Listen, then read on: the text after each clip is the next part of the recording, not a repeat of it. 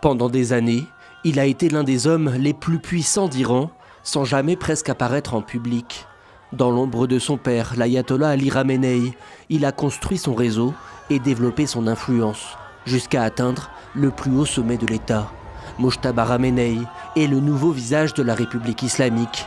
À l'annonce de sa nomination en tant que guide suprême, les soutiens au régime exultent. Monsieur Mojtaba ressemble beaucoup à son père. De tous les candidats possibles, il était le plus méritant et celui qui lui ressemblait le plus. Le régime a donc choisi la continuité.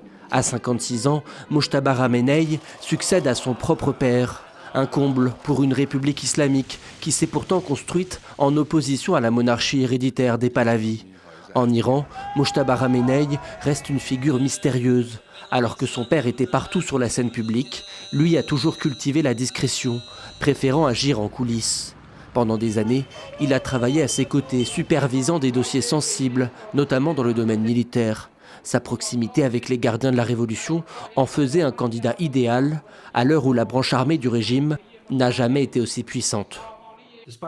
Malgré son statut de religieux, son parcours est avant tout celui d'un agent du renseignement, très proche des gardiens de la Révolution. Il est partisan du recours à la force contre les opposants intérieurs, comme contre les adversaires étrangers. À ma connaissance, en 20 ans de présence à ses côtés, il n'a jamais exprimé d'opinion suggérant une quelconque velléité de réformisme.